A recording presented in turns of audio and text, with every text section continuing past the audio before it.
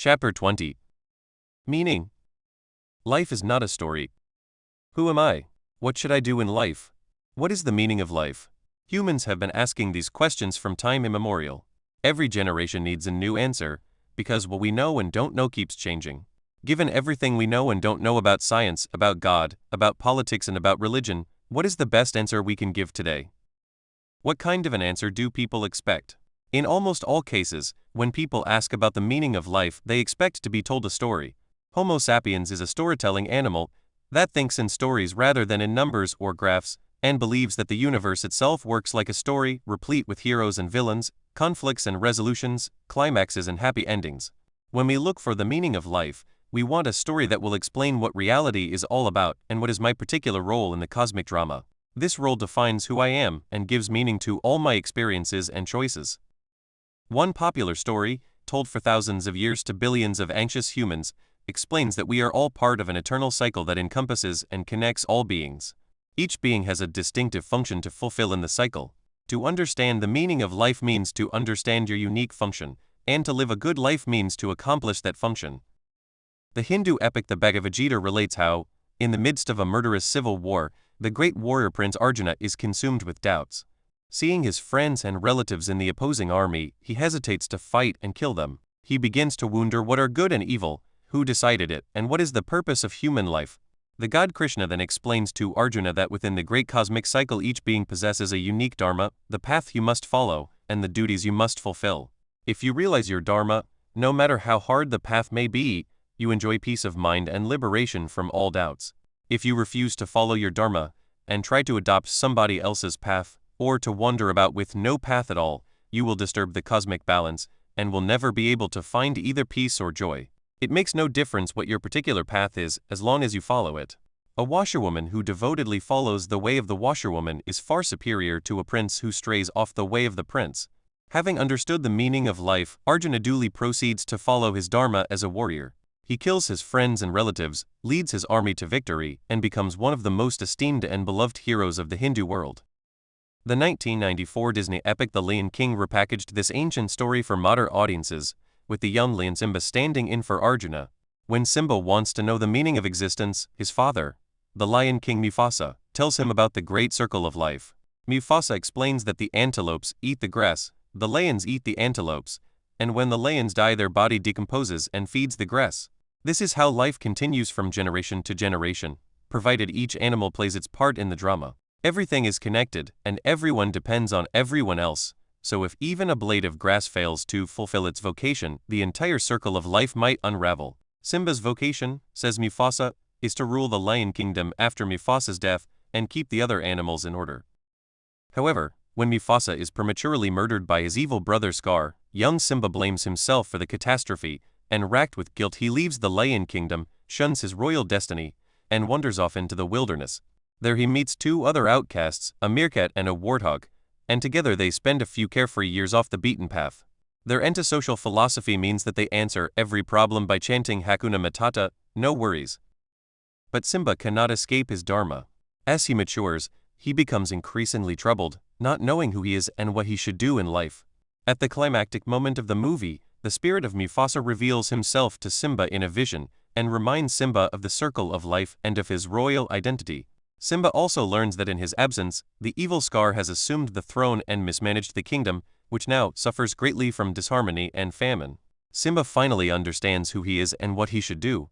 He returns to the Lion Kingdom, kills his uncle, becomes king, and re-establishes harmony and prosperity. The movie ends with a proud Simba presenting his newly born heir to the assembled animals, ensuring the continuation of the great circle of life.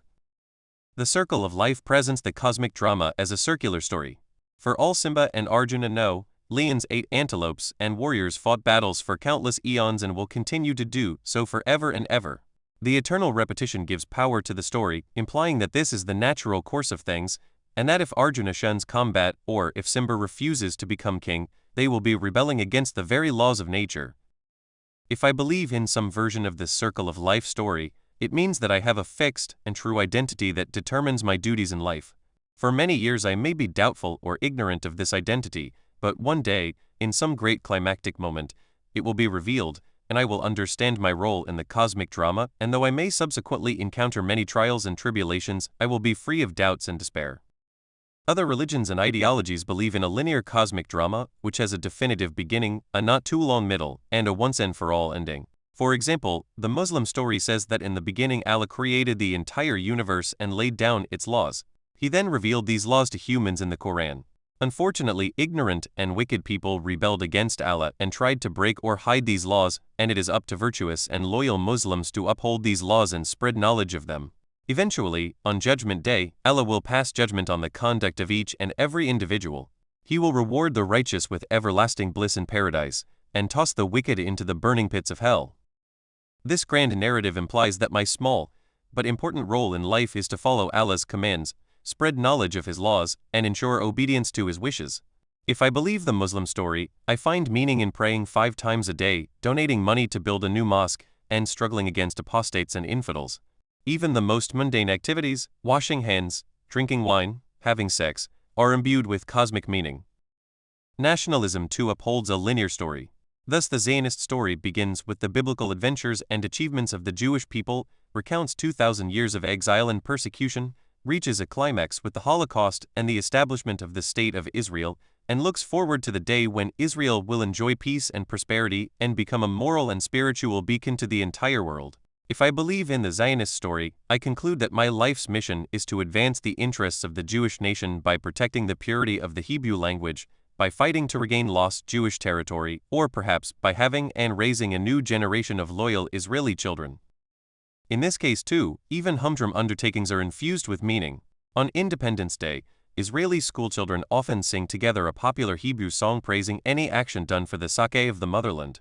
One kid sings, "I've built a house in the land of Israel," another kid chants, "I've planted a tree in the land of Israel," a third chimes in with, "I've written a poem in the land of Israel," and so it goes on, until finally they all join together in a chorus singing, "So we have a house, and a tree, and a poem, and whatever else you would like to add in the land of Israel." Communism tells an analogous story, but focuses on class rather than ethnicity. The Communist Manifesto opens by proclaiming that the history of all hitherto existing society is the history of class struggles. Freeman and slave, patrician and plebeian, lord and serf, guildmaster and journeyman, in a word, oppressor and oppressed, stood in constant opposition to one another, carried on an uninterrupted, now hidden, now open fight, a fight that each time ended either in a revolutionary reconstitution of society at large or in the common ruin of the contending classes. The manifesto goes on to explain that in modern times, society as a whole is more and more splitting up into 2 great hostile camps, into 2 great classes directly facing each other, bourgeoisie and proletariat. Their struggle will end with the victory of the proletariat, which will signal the end of history and the establishment of the communist paradise on earth, in which nobody will own anything, and everyone will be completely free and happy. If I believe in this communist story, I conclude that my life's mission is to speed up the global revolution by writing fiery pamphlets, organizing strikes and demonstrations, or perhaps assassinating greedy capitalists and fighting against their lackeys. The story gives meaning even to the smallest of gestures, such as boycotting a brand that exploits textile workers in Bangladesh or arguing with my capitalist pig father-in-law over Christmas dinner. When looking at the entire range of stories that seek to define my true identity and give meaning to my actions, it is striking to realize that scale matters very little. Some stories, such as Simba's Circle of Life, seem to stretch for eternity. It is only against the backdrop of the entire universe that I can know who I am. Other stories, such as most nationalist and tribal myths, are puny by comparison. Zionism holds sacred the adventures of about 0.2% of humankind and 0.5% of the Earth's surface during a tiny fraction of the span of time. The Zionist story fails to ascribe any meaning to the Chinese empires, to the tribes of New Guinea, and to the Andromeda Galaxy, as well as to the countless eons that passed before the existence of Moses, Abraham, and the evolution of apes. Such myopia can have serious repercussions. For example, one of the major obstacles for any peace treaty between Israelis and Palestinians is that Israelis are unwilling to divide the city of Jerusalem. They argue that this city is the eternal capital of the Jewish people, and surely you cannot compromise on something eternal. 3. What are a few dead people compared to eternity? This is of course utter nonsense. Eternity is at the very least 13.8 billion years, the current age of the universe. Planet Earth was formed about 4.5 billion years ago, and humans have existed for at least 2 million years. In contrast, the city of Jerusalem was established just 5,000 years ago, and the Jewish people are at most 3,000 years old. This hardly qualifies as eternity. As for the future, physics tells us that planet Earth will be absorbed by an expanding sun about 7.5 billion years from now, and that our universe will continue to exist for at least 13 billion years more. Does anyone seriously believe that the Jewish people, the state of Israel, or the city of Jerusalem will still exist 13,000 years from now, let alone 13 billion years? Looking to the future, Zionism has a horizon of no more than a few centuries, yet it is enough to exhaust the imagination of most Israelis and somehow qualify as eternity. And people are willing to make sacrifices for the sake of the eternal city, which they would probably refuse to make for an ephemeral collection of houses. As a teenager in Israel, I too was initially captivated by the nationalist promise to become part of something bigger than myself. I wanted to believe that if I gave my life to the nation, I would live forever in the nation. But I couldn't fathom what it meant to live forever in the nation. The phrase sounded very profound, but what did it actually mean? I remember one particular Memorial Day ceremony when I was about 13 or 14. Whereas in the USA Memorial Day is marked mainly by shopping sales, in Israel Memorial Day is an extremely solemn and important event. On this day the schools hold ceremonies to remember the soldiers who have fallen in Israel's many wars. The kids dress in white, recite poems, sing songs, place wreaths and wave flags. So there I was, dressed in white, during our school ceremony, and in between flag waving and poem recitations, I naturally thought to myself that when I grow up I too would like to be a fallen soldier. After all, if I were a heroic fallen soldier who sacrificed his life for Israel, then I would have all these kids reciting poems and waving flags in my honor. But then I thought, wait a minute, if I'm dead, how would I know these kids were really reciting poems in my honor? So I tried to imagine myself dead. And I imagined myself lying under some white tombstone in a neat military cemetery, listening to the poems coming from above the ground. But then I thought, if I am dead, then I cannot hear any poems, because I don't have ears, and I don't have a brain, and I cannot hear or feel anything. So what's the point? Even worse, by the time I was 13 I knew that the universe is a couple of billion years old, and will probably go on existing for billions of years more. Could I realistically expect Israel to exist for such a long time? Will Homo sapiens kids dressed in white still recite poems in my honor after 200 million years? There was something fishy about the whole business. If you happen to be Palestinian, don't feel smug. It is just as unlikely that there will be any Palestinians around 200 million years from now. Indeed, in all probability by then there won't be any mammals whatsoever. Other national movements are just as narrow-minded. Serbian nationalism cares little about events in the Jurassic era, whereas Korean nationalists believe that a small peninsula on the east coast of Asia is the only part of the cosmos that really matters in the grand scheme of things. Of course, even Simba, for all his devotion to the everlasting circle of life, never contemplates the fact that lions, antelopes and grass aren't really eternal. Simba does not consider what the universe was like before the evolution of mammals, nor what would be the fate of his beloved African savanna once humans kill all the lions and cover the grasslands with asphalt and concrete. Would this render Simba's life utterly meaningless? All stories are incomplete. Yet in order to construct a viable identity for myself and give meaning to my life, I don't really need a complete story devoid of blind spots and internal contradictions. To give meaning to my life, a story needs to satisfy just two conditions. First, it must give me some role to play. A New Guinean tribesman is unlikely to believe in Zionism or in Serbian nationalism, because these stories don't care at all about New Guinea and its people. Like movie stars, humans like only those scripts that reserve an important role for them. Second, whereas a good story need not extend to infinity, it must extend beyond my horizons. The story provides me with an identity and gives meaning to my life by embedding me within something bigger than myself. But there is always a danger that I might start wondering what gives meaning to that something bigger. If the meaning of my life is to help the proletariat or the Polish nation, what exactly gives meaning to the proletariat or to the Polish nation? There is a story of a man who claimed that the world is kept in place by resting on the back of a huge elephant. When asked what the elephant stands on, he replied that it stands on the back of a large turtle. And the turtle? On the back of an even bigger turtle. And that bigger turtle? The man snapped and said, "Don't bother about it. From there onwards it's turtles all the way down." Most successful stories remain open-ended. They never need to explain where meaning ultimately comes from, because they are so good at capturing people's attention and keeping it inside a safe zone. Thus, when explaining that the world rests on the back of a huge elephant, you should preempt any difficult questions by describing in great detail that when the elephant's gigantic ears flap they cause hurricanes, And when the elephant quivers with anger, earthquakes shake the surface of the earth. If you weave a good enough yarn, it won't occur to anyone to ask what the elephant is standing on.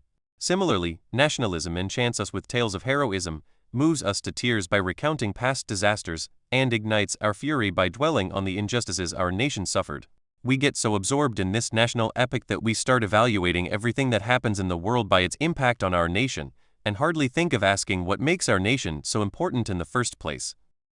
When you believe a particular story, it makes you extremely interested in its minutest details, while keeping you blind to anything that falls outside its scope. Devout communists may spend countless hours debating whether it is permissible to make an alliance with social democrats in the early stages of revolution, but they seldom stop to ponder the place of the proletariat in the evolution of mammalian life on planet Earth or in the spread of organic life in the cosmos. Such idle talk is considered a counter-revolutionary waste of breath. Though some stories go to the trouble of encompassing the entirety of space and time, the ability to control attention allows many other successful stories to remain far more modest in scope.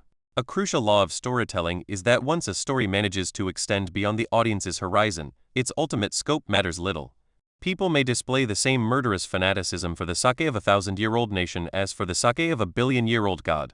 People are just not good with large numbers. In most cases, it takes surprisingly little to exhaust our imagination.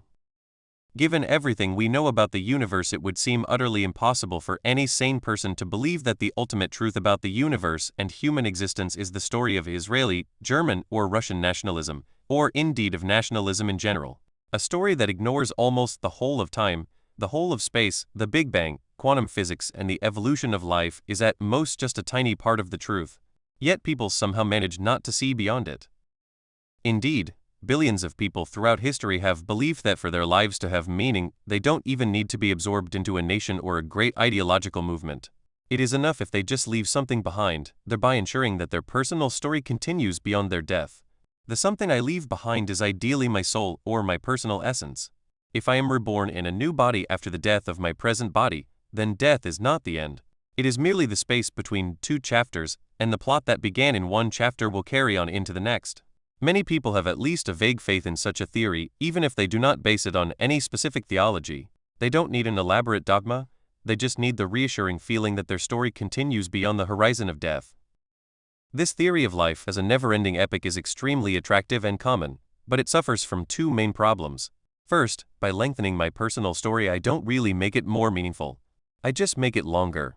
Indeed, the two great religions that embrace the idea of a never-ending cycle of births and deaths, Hinduism and Buddhism, share a horror of the futility of it all. Millions upon millions of times I learn how to walk, I grow up, I fight with my mother-in-law, I get sick, I die, and then do it all over again. What's the point? If I accumulated all the tears I have shed in all my previous lives, they would fill the Pacific Ocean. If I gathered together all the teeth and hair I have lost, they would be higher than the Himalayas. And what have I got to show for all that? No wonder that Hindu and Buddhist sages have both focused much of their efforts on finding a way to get off this merry-go-round rather than to perpetuate it. The second problem with this theory is the paucity of supporting evidence.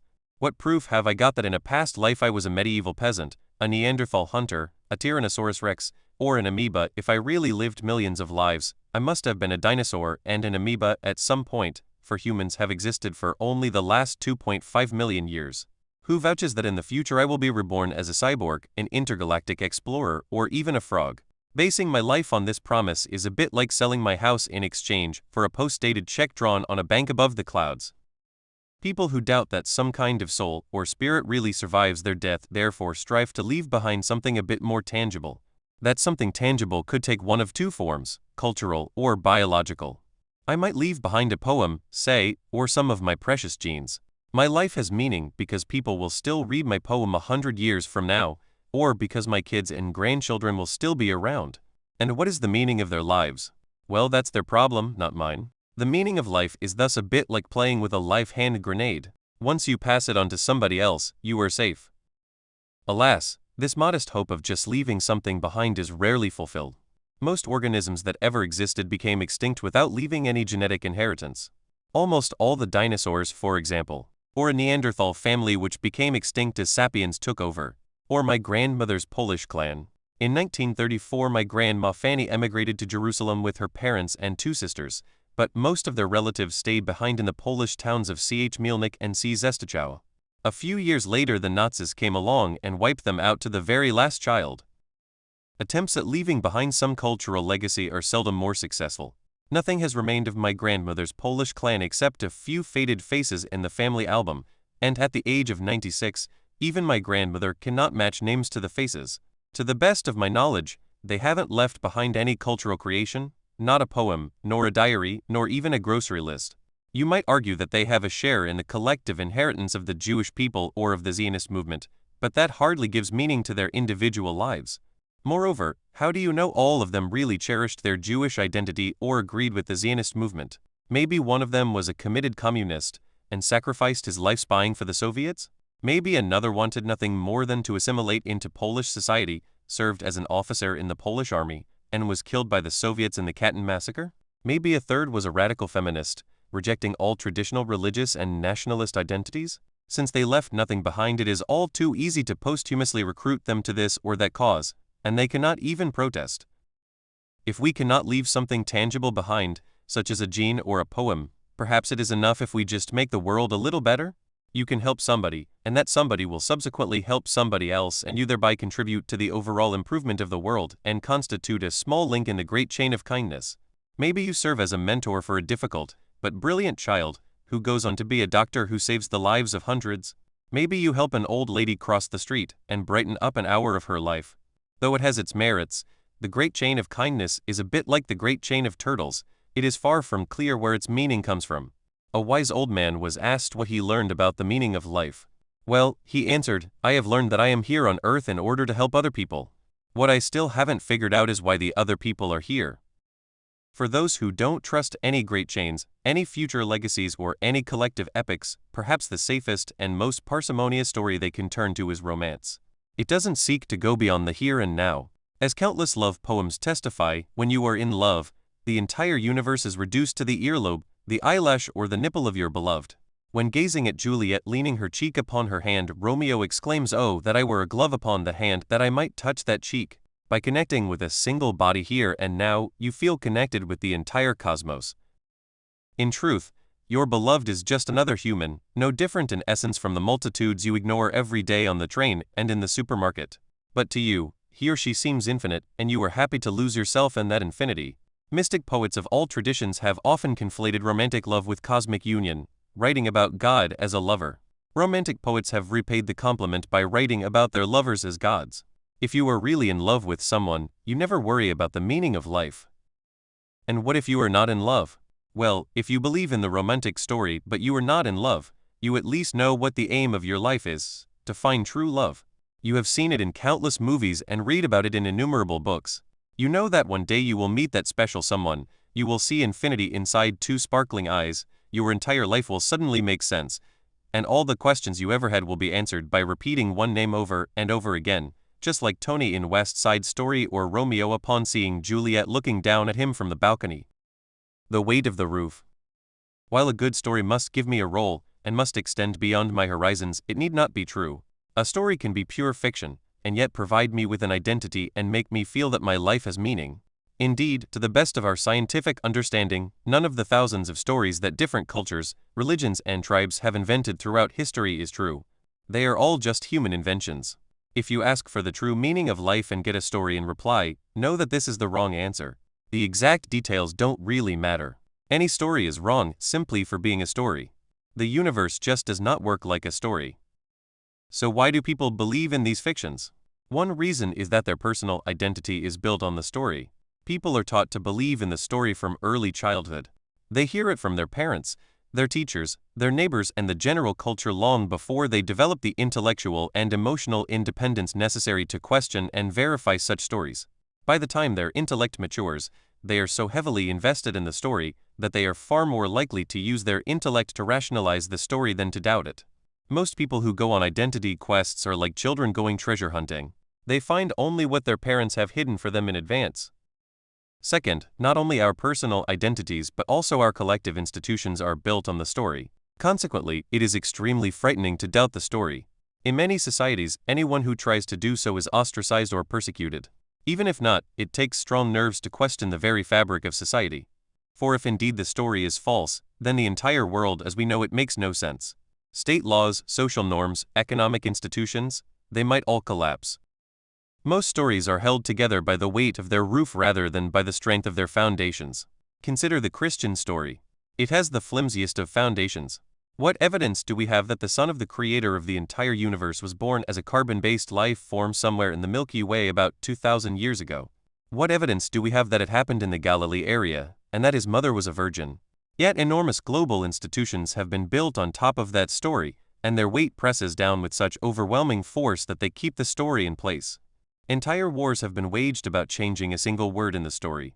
The 1,000-year schism between Western Christians and Eastern Orthodox Christians, which has manifested itself recently in the mutual butchery of Croats by Serbs and Serbs by Croats, began over the loan word filioque and from the son in Latin. The Western Christians wanted to insert this word into the Christian profession of faith, while the Eastern Christians vehemently objected. The theological implications of adding that word are so arcane that it would be impossible to explain them here in any meaningful way. If you are curious, ask Google. Once personal identities and entire social systems are built on top of a story, it becomes unthinkable to doubt it, not because of the evidence supporting it, but because its collapse will trigger a personal and social cataclysm. In history, the roof is sometimes more important than the foundations. Hocus pocus and the industry of belief. The stories that provide us with meaning and identity are all fictional, but humans need to believe in them. So how to make the story feel real? It's obvious why humans want to believe the story, but how do they actually believe? Already thousands of years ago, priests and shamans discovered the answer: rituals. A ritual is a magical act that makes the abstract concrete and the fictional real. The essence of ritual is the magical spell hocus pocus, X is Y. How to make Christ real to his devotees.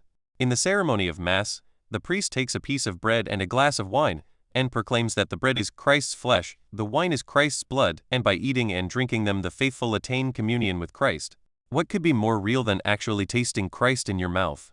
Traditionally, the priest made these bold proclamations in Latin, the ancient language of religion, law, and the secrets of life. In front of the amazed eyes of the assembled peasants, the priest held high a piece of bread and exclaimed, Hoc est corpus. This is the body. And the bread supposedly became the flesh of Christ.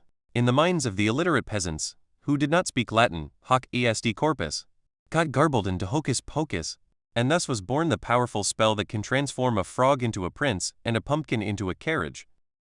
1,000 years before the birth of Christianity, the ancient Hindus used the same trick. The Brihadaranyaka Upanishad interprets the ritual sacrifice of a horse as a realization of the entire story of the cosmos.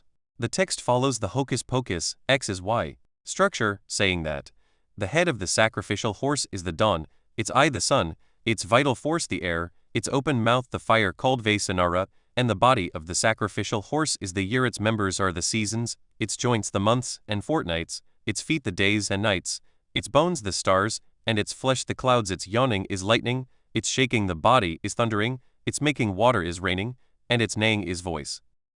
Almost anything can be turned into a ritual by giving mundane gestures like lighting candles, ringing bells, or counting beads a deep religious meaning. The same is true of physical gesticulations, such as bowing the head, prostrating the whole body, or bringing both palms together. Various forms of headgear, from the Sikh turban to the Muslim hijab, have been so laden with meaning that they have stirred passionate struggles for centuries. Food too can be loaded with spiritual significance far beyond its nutritional value, be it Easter eggs that symbolize new life and Christ's resurrection, or the bitter herbs and unleavened bread that Jews must eat at Passover to remember their slavery in Egypt and their miraculous escape. There is hardly a dish in the world that hasn't been interpreted to symbolize something.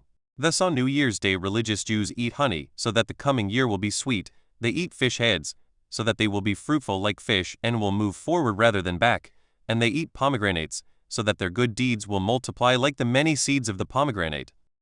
Similar rituals have been used for political purposes too.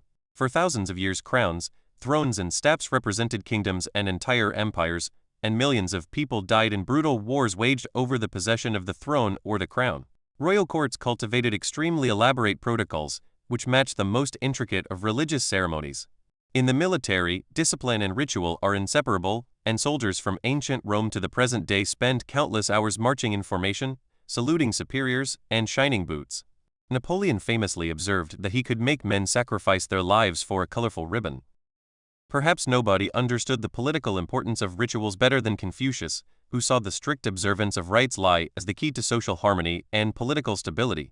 Confucian classics, such as the Book of Rites, the Rites of Zhu, and the Book of Etiquette, and rites recorded in the minutest details, which rite should be performed at which state occasion, down to the number of ritual vessels used in the ceremony, the type of musical instruments played, and the colors of the robes to be worn.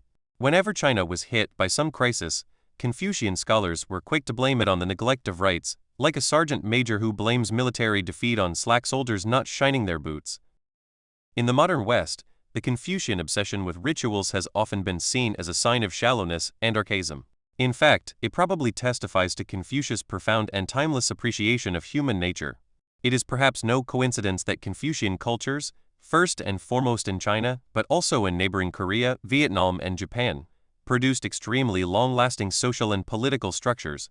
If you want to know the ultimate truth of life, rites and rituals are a huge obstacle. But if you are interested, like Confucius, in social stability and harmony, truth is often a liability, whereas rites and rituals are among your best allies. This is as relevant in the 21st century as it was in ancient China. The power of hocus pocus is alive and well in our modern industrial world.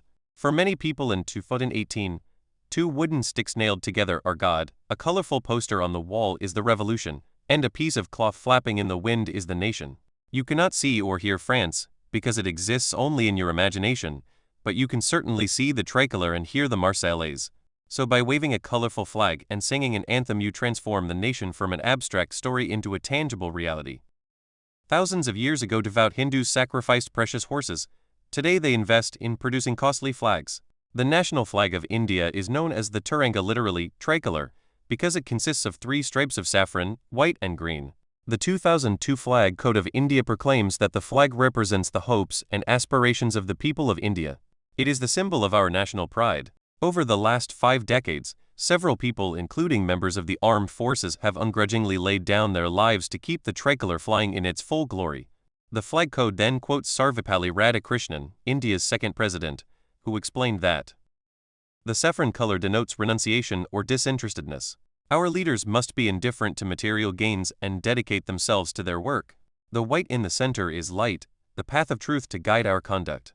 The green shows our relation to the soil, our relation to the plant life here on which all other life depends. The Ashoka wheel in the center of the white is the wheel of the law of Dharma. Truth or satya, Dharma or virtue ought to be the controlling principles of all those who work under this flag.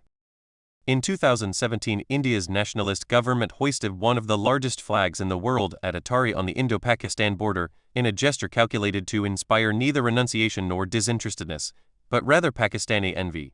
That particular Tiranga was 36 meters long and 24 meters wide, and was hoisted on a 110-meter-high flag post. What would Freud have said about that?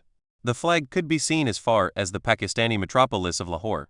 Unfortunately, strong winds kept tearing the flag, and national pride required that it be stitched together again and again, at great cost to Indian taxpayers. Why does the Indian government invest scarce resources in weaving enormous flags, instead of building sewage systems in Delhi slums? Because the flag makes India real in a way that sewage systems do not. Indeed, the very cost of the flag makes the ritual more effective. Of all rituals, sacrifice is the most potent, because of all the things in the world, suffering is the most real. You can never ignore it or doubt it. If you want to make people really believe in some fiction, entice them to make a sacrifice on its behalf. Once you suffer for a story, it is usually enough to convince you that the story is real. If you fast, because God commanded you to do so, the tangible feeling of hunger makes God present more than any statue or icon. If you lose your legs in a patriotic war, your stumps and wheelchair make the nation more real than any poem or anthem. On a less grandiose level, by preferring to buy inferior local pasta to imported high-quality Italian pasta, you might make a small daily sacrifice that makes the nation feel real even in the supermarket. This is of course a logical fallacy. If you suffer because of your belief in God or in the nation, that does not prove that your beliefs are true. Maybe you are just paying the price of your gullibility. However, most people don't like to admit that they are fools. Consequently, the more they sacrifice for a particular belief, the stronger their faith becomes. This is the mysterious alchemy of sacrifice. In order to bring us under his power, the sacrificing priest need not give us anything, neither rain, nor money, nor victory in war. Rather, he needs to take away something. Once he convinces us to make some painful sacrifice, we are trapped. It works in the commercial world too. If you buy a second-hand Fiat for $2,000, you are likely to complain about it to anyone willing to hear. But if you buy a brand new Ferrari for $200,000, you will sing its praises far and wide, not because it is such a good car, but because you have paid so much money for it that you must believe it is the most wonderful thing in the world. Even in romance, any aspiring Romeo or Werther knows that without sacrifice, there is no true love. The sacrifice is not just a way to convince your lover that you are serious, it is also a way to convince yourself that you are really in love. Why do you think women ask their lovers to bring them diamond rings? Once the lover makes such a huge financial sacrifice, he must convince himself that it was for a worthy cause. Self-sacrifice is extremely persuasive not just for the martyrs themselves, but also for the bystanders. Few gods, nations or revolutions can sustain themselves without martyrs.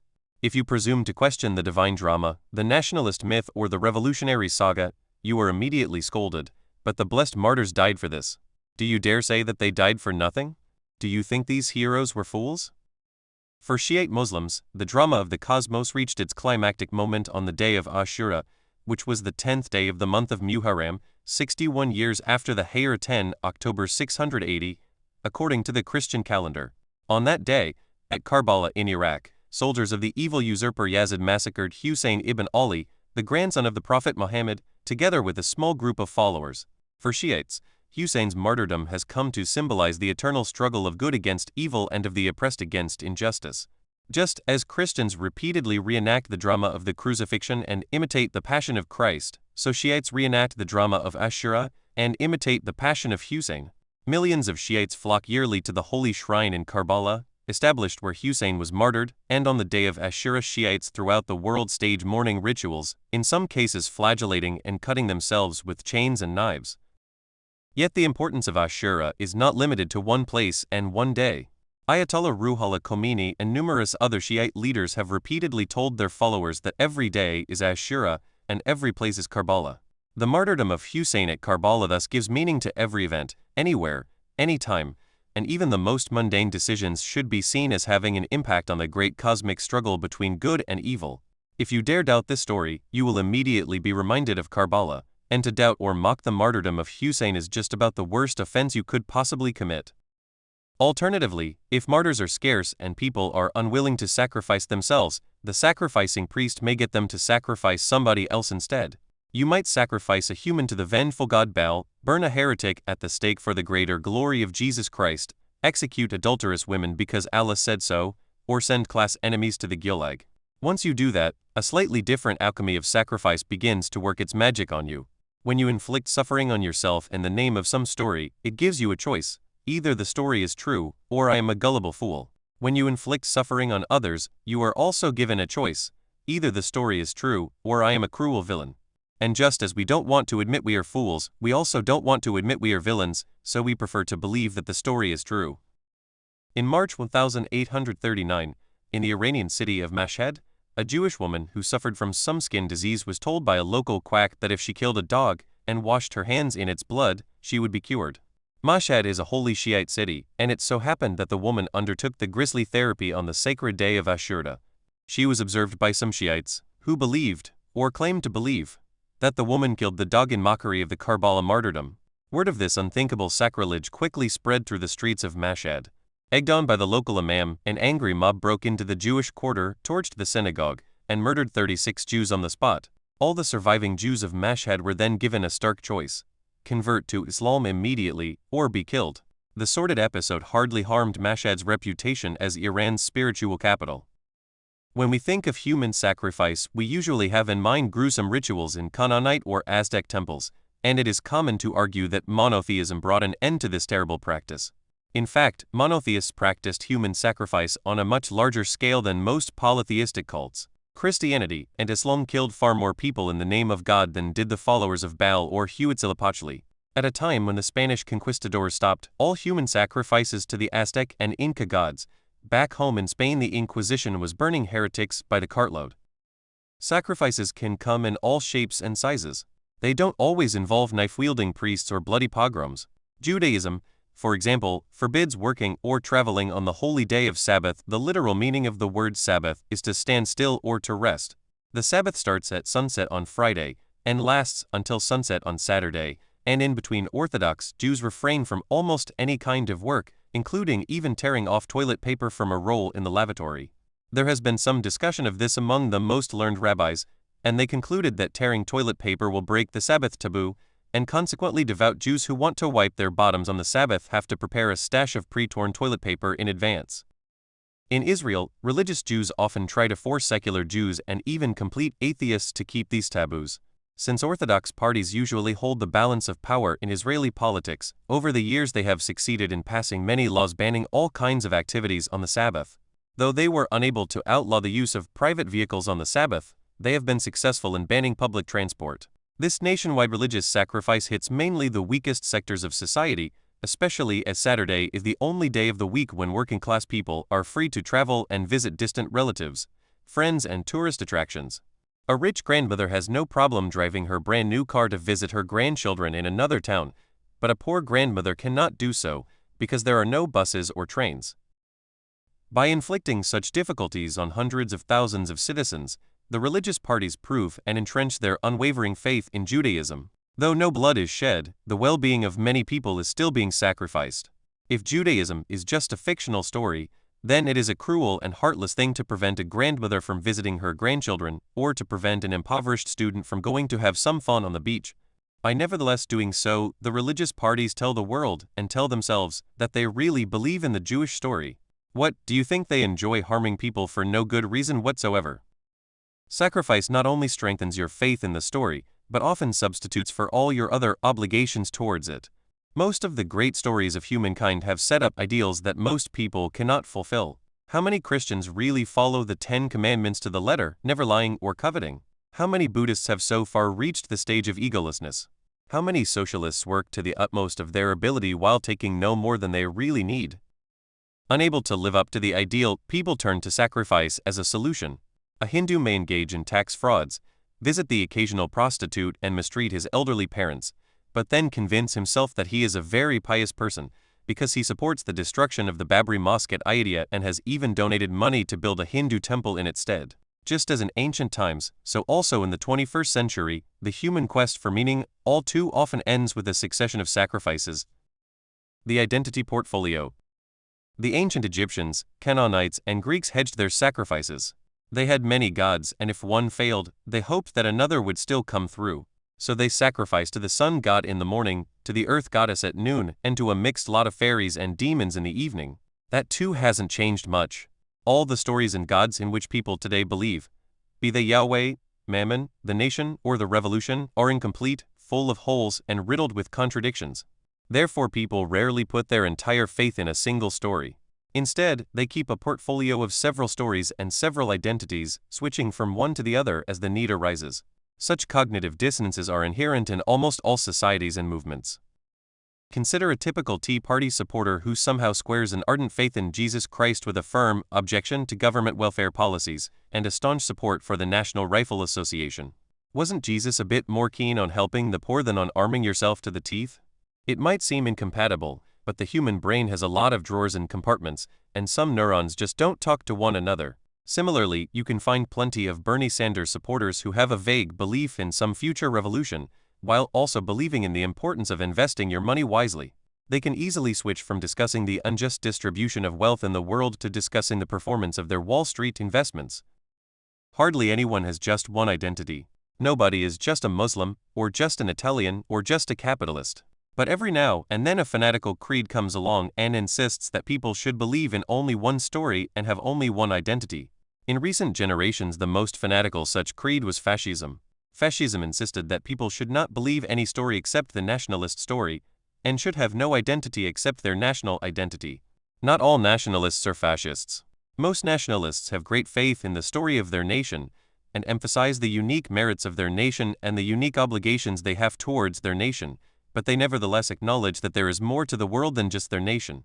I can be a loyal Italian with special obligations towards the Italian nation, and still have other identities. I can also be a socialist, a Catholic, a husband, a father, a scientist, and a vegetarian, and each of these identities entails additional obligations. Sometimes several of my identities pull me in different directions, and some of my obligations come into conflict with one another. But well, who said life was easy? Fascism is what happens when nationalism wants to make life too easy for itself by denying all other identities and obligations. There has been a lot of confusion lately about the exact meaning of fascism. People call almost anyone they don't like a fascist. The term is in danger of degenerating into an all-purpose term of abuse. So what does it really mean? In brief, while nationalism teaches me that my nation is unique and that I have special obligations towards it, fascism says that my nation is supreme and that I owe my nation exclusive obligations. My nation is the only important thing in the world, and I should never prefer the interests of any group or individual over the interests of my nation, no matter what the circumstances are. Even if my nation stands to make but a paltry profit from inflicting much misery on millions of strangers in a far-off land, I should have no qualms supporting my nation. Otherwise, I am a despicable traitor. If my nation demands that I kill millions of people, I should kill millions. If my nation demands that I sacrifice my family, I should sacrifice my family. If my nation demands that I betray truth and beauty, I should betray truth and beauty. How does a fascist evaluate art? How does a fascist know whether a movie is a good movie? Very simple. There is just one yardstick. If the movie serves the national interests, it is a good movie. If the movie does not serve the national interests, it is a bad movie. And how does a fascist decide what to teach kids in school? He uses the same yardstick. Teach the kids whatever serves the interests of the nation. The truth does not matter. This worship of the nation is extremely attractive, not only because it simplifies many difficult dilemmas, but also because it causes people to think that they belong to the most important and most beautiful thing in the world, their nation. The horrors of the Second World War and the Holocaust indicate the terrible consequences of this line of thinking. Unfortunately, when people talk of the ills of fascism, they often do a poor job, because they tend to depict fascism as a hideous monster while failing to explain what is so seductive about it. This is why today people sometimes adopt fascist ideas without realizing it. People think, I was taught that fascism is ugly, and when I look in the mirror I see something very beautiful, so I cannot be a fascist. It is a bit like the mistake Hollywood movies make when they depict the bad guys, Voldemort, Lord Sauron, Darth Vader, as ugly and mean. They are usually cruel and nasty even towards their most loyal supporters. What I never understand when watching such movies is why anyone would be tempted to follow a disgusting creep like Voldemort. The problem with evil is that in real life, it is not necessarily ugly. It can look very beautiful. Christianity knew this better than Hollywood, which is why traditional Christian art tended to depict Satan as a gorgeous hunk. That is why it is so difficult to resist Satan's temptations. That is also why it is difficult to deal with fascism. When you look in the fascist mirror, what you see there isn't ugly at all. When Germans looked in the fascist mirror in the 1930s, they saw Germany as the most beautiful thing in the world. If today Russians look in the fascist mirror, they will see Russia as the most beautiful thing in the world. And if Israelis look in the fascist mirror, they will see Israel as the most beautiful thing in the world. They will then want to lose themselves inside that beautiful collective. The word fascism comes from the Latin fasces, meaning a bundle of rods. That sounds like a rather unglamorous symbol for one of the most ferocious and deadly ideologies in world history, but it has a deep and sinister meaning. A single rod is very weak, and you can easily snap it in two. However, once you bundle many rods together into a fasces, it becomes almost impossible to break them. This implies that the individual is a thing of no consequence, but as long as the collective sticks together, it is very powerful. 16 Fascists therefore believe in privileging the interests of the collective over those of any individual, and demand that no single rod ever dare break the unity of the bundle. Of course, it is never clear where one human bundle of rods ends and another begins. Why should I view Italy as the bundle of rods to which I belong? Why not my family, or the city of Florence, or the province of Tuscany, or the continent of Europe, or the entire human species? The milder forms of nationalism will tell me that I can indeed have obligations towards my family, Florence, Europe, and the whole of humankind, as well as having special obligations to Italy. In contrast, Italian fascists will demand absolute loyalty to Italy alone. Despite the best efforts of Mussolini and his fascist party, most Italians remained rather lukewarm about putting Italy before their famiglia. In Germany, the Nazi propaganda machine did a much more thorough job, but not even Hitler managed to make people forget all the alternative stories. Even in the darkest days of the Nazi era, people always kept some backup stories in addition to the official one. This became patently clear in 1945. You would have thought that after 12 years of Nazi brainwashing, many Germans would be utterly incapable of making sense of their post-war lives. Having put all their faith in one great story, what to do when that story exploded? Yet most Germans recovered with amazing speed. Somewhere in their minds they maintain some other stories about the world, and no sooner had Hitler fired a bullet through his brain than people in Berlin, Hamburg, and Munich adopted new identities and found new meanings to their lives. True, about 20% of the Nazi Gauleiters, the regional party leaders, committed suicide, as did about 10% of generals. But that means that 80% of Gauleiters and 90% of generals were quite happy to live on. The vast majority of card-holding Nazis and even of the SS rank and file neither went insane nor killed themselves. They went on to be productive farmers, teachers, doctors, and insurance agents. Indeed, even suicide doesn't prove an absolute commitment to a single story. On 13 November 2015, the Islamic State orchestrated several suicide attacks in Paris that killed 1,003 people. The extremist group explained that it did so in revenge for the bombing of Islamic State activists in Syria and Iraq by the French Air Force, and in the hope that France would be deterred from carrying out such bombardments in the future. In the same breath, the Islamic State also declared that all the Muslims killed by the French Air Force were martyrs, who now enjoy eternal bliss in heaven. Something here doesn't make sense. If indeed the martyrs killed by the French Air Force are now in heaven, why should anyone seek revenge for it? Revenge for what exactly? For sending people to heaven? If you just heard that your beloved brother won $1 million in the lottery, would you start blowing up lottery stalls in revenge? So why go rampaging in Paris just because the French Air Force gave a few of your brothers a one-way ticket to paradise? It would be even worse if you indeed managed to deter the French from carrying out further bombings in Syria, for in that case, fewer Muslims would get to heaven. We might be tempted to conclude that Islamic State activists don't really believe that martyrs go to heaven. That's why they are angry when they are bombed and killed. But if so, why do some of them strap on explosive belts and willingly blow themselves to smithereens? In all likelihood, the answer is that they hold on to two contradictory stories without thinking too much about the inconsistencies. As noted earlier, some neurons are just not on speaking terms with one another.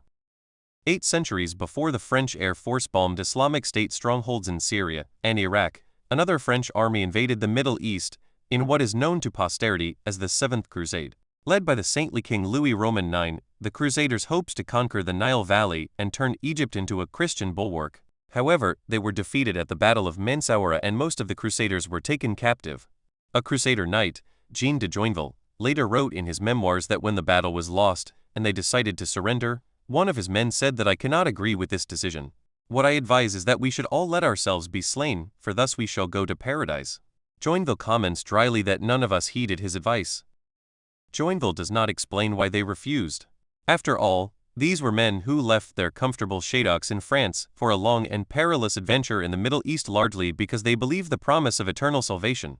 Why, then, when they were but a moment away from the everlasting bliss of paradise, did they prefer Muslim captivity instead? Apparently, though the Crusaders fervently believed in salvation and paradise, at the moment of truth they opted to hedge their bets. The supermarket at Elsinore. Throughout history, almost all humans believed in several stories at the same time, and were never absolutely convinced of the truth of any one of them. This uncertainty rattled most religions, which therefore considered faith to be a cardinal virtue, and doubt to be among the worst sins possible, as if there was something intrinsically good about believing things without evidence. With the rise of modern culture, however, the tables were turned. Faith looked increasingly like mental slavery, while doubt came to be seen as a precondition for freedom. Sometime between 1599 and 1602, William Shakespeare wrote his version of the Lion King, better known as Hamlet. Yet unlike Simba, Hamlet doesn't complete the circle of life. He remains skeptical and ambivalent to the very end, never discovering what life is all about, and never making up his mind whether it is better to be or not to be. In this, Hamlet is the paradigmatic modern hero.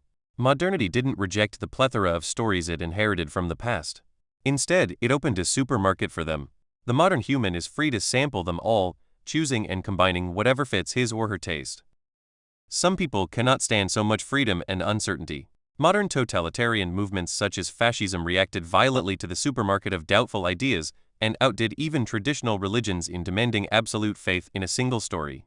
Most modern people, however, took a liking to the supermarket. What do you do when you don't know what life is all about and which story to believe? You sanctify the very ability to choose. You forever stand there in the supermarket aisle, with the power and freedom to choose whatever you like, examining the products laid out before you, and freeze that frame, cut, the end. Run credits. According to liberal mythology, if you stand long enough in that big supermarket, sooner or later you will experience the liberal epiphany, and you will realize the true meaning of life. All the stories on the supermarket shelves are fakes. The meaning of life isn't a ready-made product. There is no divine script, and nothing outside me can give meaning to my life. It is I who imbue everything with meaning through my free choices and through my own feelings. In the fantasy film Willow, a run-of-the-mill George Lucas fairy tale, the eponymous hero is an ordinary dwarf who dreams of becoming a great sorcerer and mastering the secrets of existence. One day, such a sorcerer passes through the dwarf village in search of an apprentice. Willow and two other hopeful dwarfs present themselves, and the sorcerer gives the aspirants a simple test. He extends his right hand, spreads his fingers, and asks in a Yoda-like voice, "The power to control the world is in which finger?"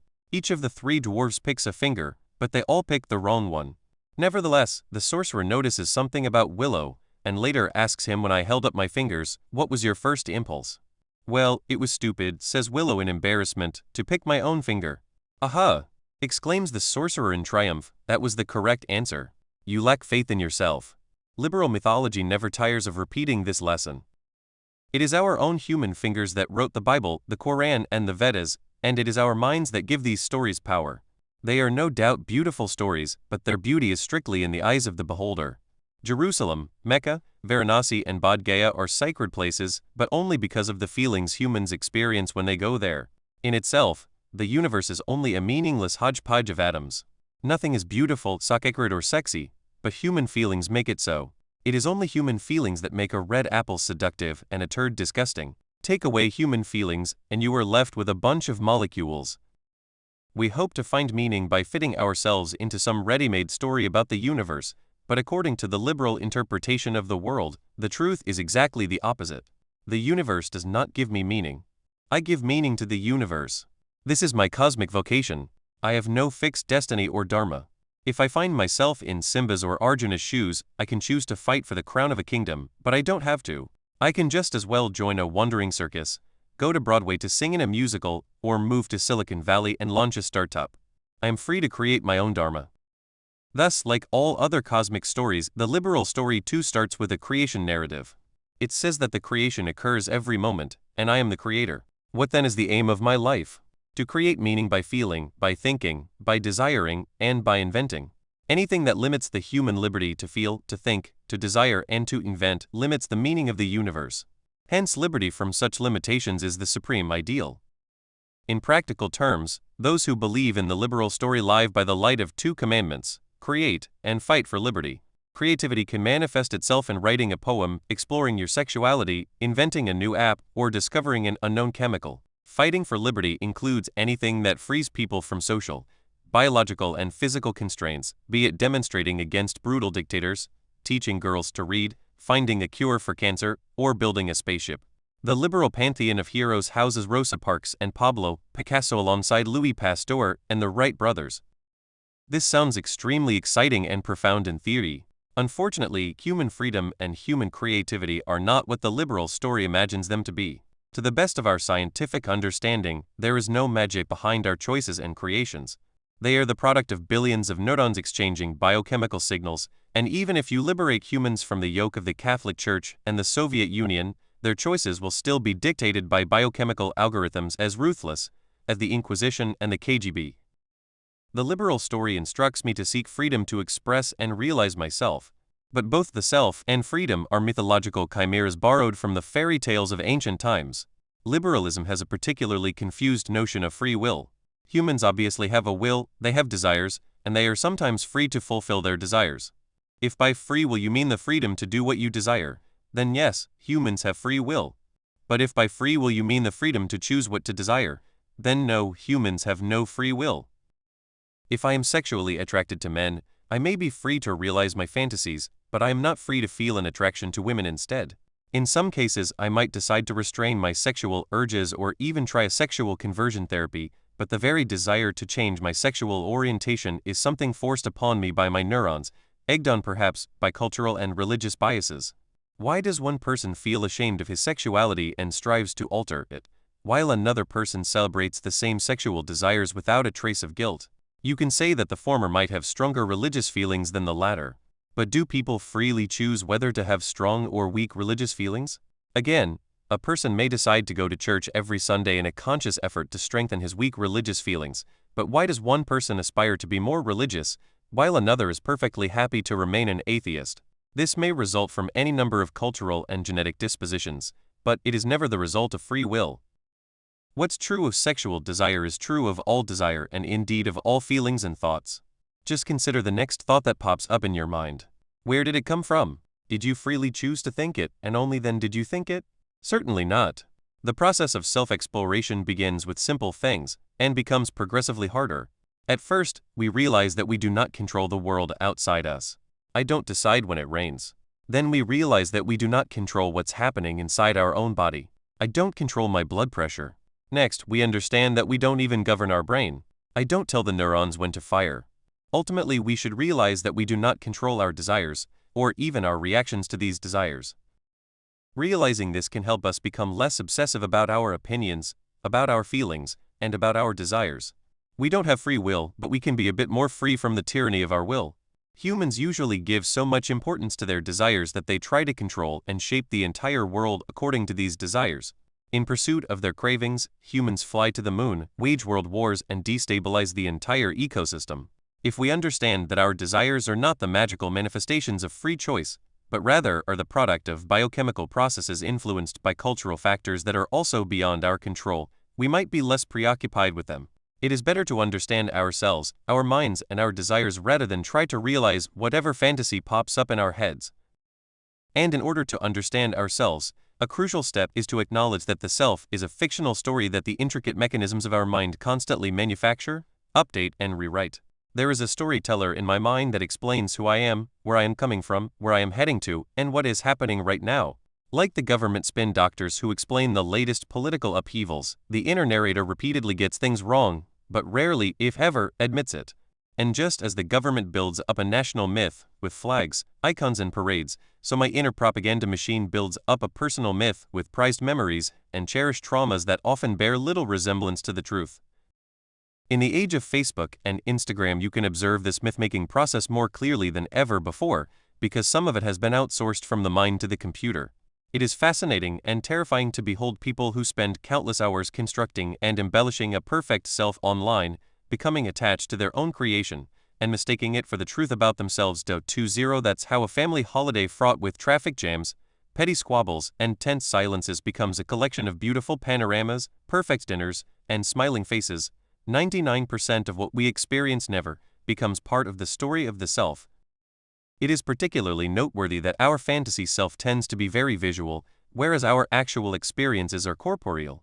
In the fantasy, you observe a scene in your mind's eye or on the computer screen. You see yourself standing on a tropical beach, the blue sea behind you, a big smile on your face, one hand holding a cocktail, the other arm around your lover's waist. Paradise.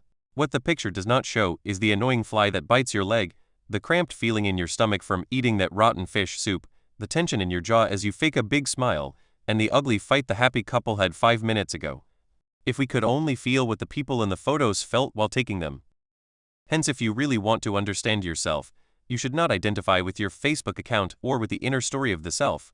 Instead, you should observe the actual flow of body and mind. You will see thoughts, emotions, and desires appear and disappear without much reason and without any command from you, just as different winds blow from this or that direction and mess up your hair. And just as you are not the winds, so also you are not the jumble of thoughts, emotions, and desires you experience, and you are certainly not the sanitized story you tell about them with hindsight. You experience all of them, but you don't control them, you don't own them, and you are not them. People ask, "Who am I?" and expect to be told a story. The first thing you need to know about yourself is that you are not a story. No story. Liberalism took a radical step in denying all cosmic dramas, but then recreated the drama within the human being. The universe has no plot, so it is up to us humans to create a plot, and this is our vocation and the meaning of our life. Thousands of years before our liberal age, ancient Buddhism went further by denying not just all cosmic dramas, but even the inner drama of human creation. The universe has no meaning, and human feelings too are not part of a great cosmic tale. They are ephemeral vibrations, appearing and disappearing for no particular purpose. That's the truth. Get over it. As noted earlier, the Brihadaranyaka Upanishad tells us that the head of the sacrificial horse is the dawn, its eye the sun, its members the seasons, its joints the months and fortnights, its feet the days and nights, its bones the stars, and its flesh the clouds. In contrast, the Mahasatipatthana Sutta, a key Buddhist text, explains that when a human meditates, he or she observes the body carefully, noting that in this body, there are hairs of the head, hairs of the skin, nails, teeth, skin, flesh, sinews, bones, marrow, kidney, heart, saliva, nasal mucus, synovial fluid and urine. Thus he dwells observing body. Now his understanding is established. This is body. The hairs, bones, or urine stand for nothing else. They are just what they are. In passage after passage the text goes on to explain that no matter what the meditator observes in the body or in the mind, he or she just understands it as it is. Thus when the monk breathes, breathing in a deep breath, he understands properly I am breathing in a deep breath. Breathing in a shallow breath, he understands properly I am breathing in a shallow breath. The long breath does not represent the seasons and the short breath does not represent the days. They are just vibrations in the body. The Buddha taught that the three basic realities of the universe are that everything is constantly changing, nothing has any enduring essence, and nothing is completely satisfying. You can explore the furthest reaches of the galaxy, of your body, or of your mind, but you will never encounter something that does not change, that has an eternal essence, and that completely satisfies you. Suffering emerges because people fail to appreciate this. They believe that there is some eternal essence somewhere, and if they can only find it and connect to it, they will be completely satisfied. This eternal essence is sometimes called God, sometimes the nation, sometimes the soul, sometimes the authentic self, and sometimes true love, and the more people are attached to it, the more disappointed and miserable they become due to the failure to find it. Worse yet, the greater the attachment, the greater the hatred such people develop towards any person, group, or institution that seems to stand between them and their cherished goal. According to the Buddha, then, life has no meaning, and people don't need to create any meaning. They just need to realize that there is no meaning, and thus be liberated from the suffering caused by our attachments and our identification with empty phenomena. What should I do? Ask people, and the Buddha advises, do nothing. Absolutely nothing. The whole problem is that we constantly do something. Not necessarily on the physical level, we can sit immobile for hours with closed eyes, yet on the mental level we are extremely busy creating stories and identities, fighting battles and winning victories. To really do nothing means that the mind too does nothing and creates nothing. Unfortunately, this too very easily turns into a heroic epic. Even as you sit with closed eyes and observe the breath coming in and out of the nostrils, you might well start constructing stories about it.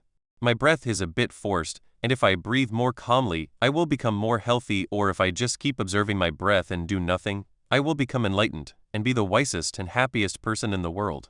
Then the epic starts expanding, and people embark on a quest not just to liberate themselves from their own attachments, but also to convince others to do so.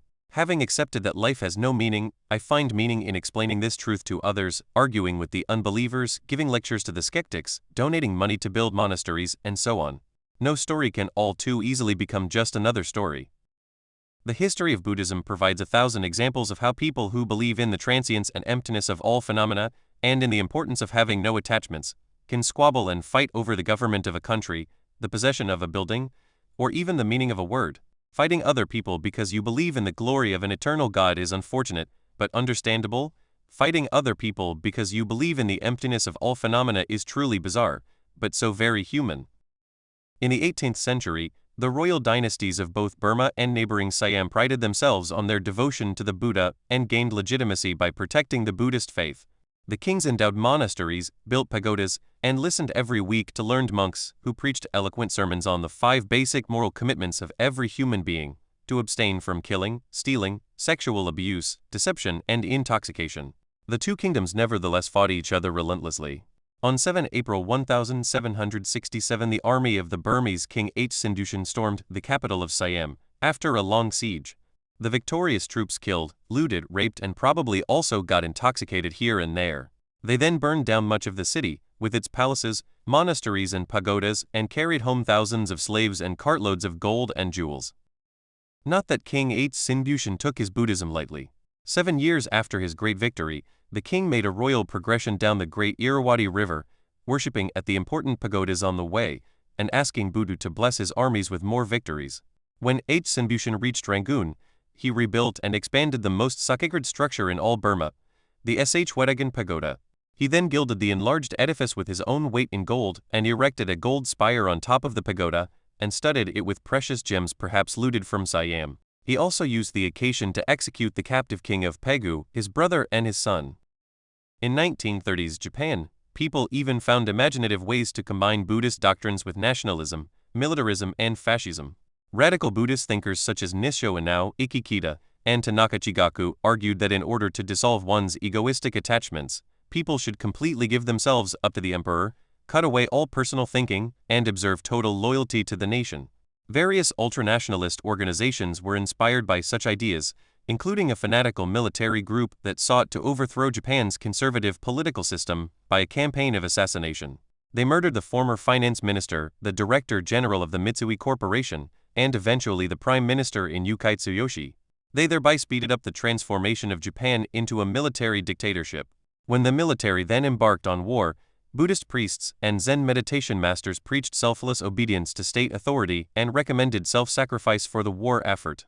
In contrast, Buddhist teachings on compassion and nonviolence were somehow forgotten and had no perceptible influence on the behavior of Japanese troops in Nanjing, Manila, or Seoul.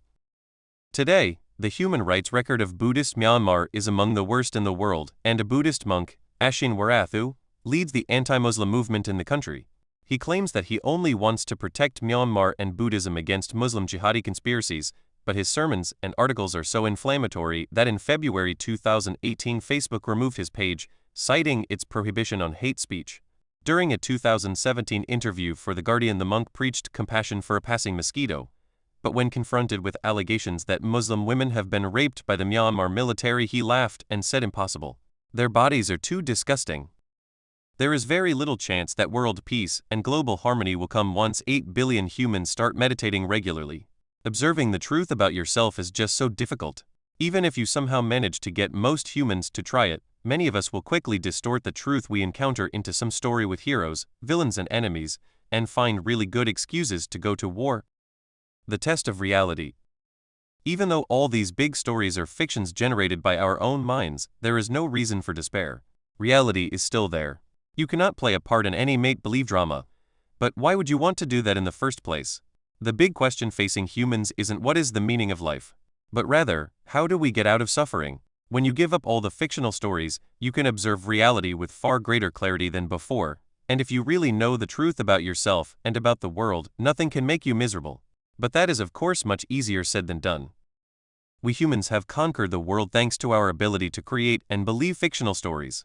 We are therefore particularly bad at knowing the difference between fiction and reality. Overlooking this difference has been a matter of survival for us.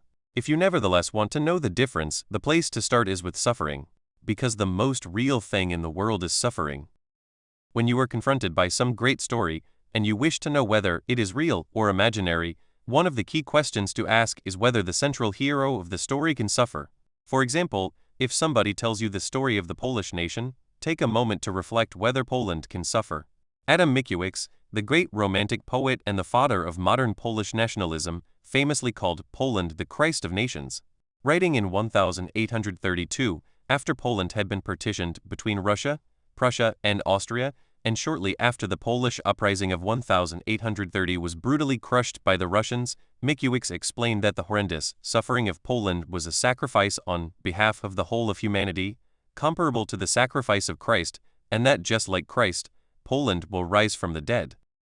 In a famous passage, Mickiewicz wrote that Poland said to the people of Europe, "Whosoever will come to me shall be free and equal, for I am freedom." But the kings, when they heard it, were frightened in their hearts, and they crucified the Polish nation and laid it in its grave, crying out, "We have slain and buried freedom." But they cried out foolishly, for the Polish nation did not die on the third day. The soul shall return to the body, and the nation shall arise and free all the peoples of Europe from slavery. Can a nation really suffer?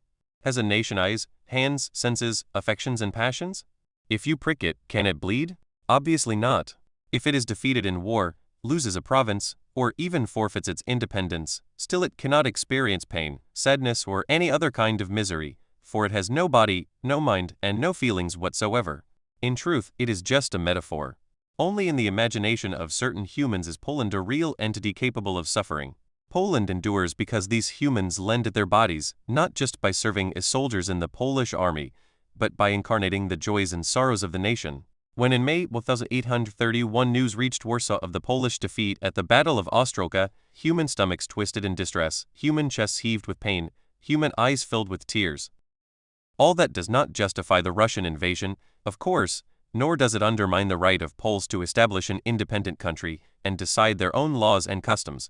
Yet it does mean that ultimately, reality cannot be the story of the Polish nation, for the very existence of Poland depends on images in human minds. In contrast, consider the fate of a Warsaw woman who was robbed and raped by the invading Russian troops. Unlike the metaphorical suffering of the Polish nation, the suffering of that woman was very real. It may well have been caused by human beliefs in various fictions, such as in Russian nationalism, in Orthodox Christianity, and in macho heroism, all of which inspired many of the Russian statesmen and soldiers. However, the resulting suffering was still 100% real. Whenever politicians start talking in mystical terms, beware. They might be trying to disguise and excuse real suffering by wrapping it up in big incomprehensible words. Be particularly careful about the following 4 words: sacrifice, eternity, purity, redemption. If you hear any of these, sound the alarm.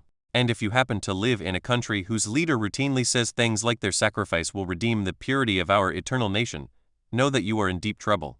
To save your sanity, always try to translate such hogwash into real terms: a soldier crying in agony, a woman beaten and brutalized, a child shaking in fear. So if you want to know the truth about the universe, about the meaning of life, and about your own identity, the best place to start is by observing suffering and exploring what it is. The answer isn't a story.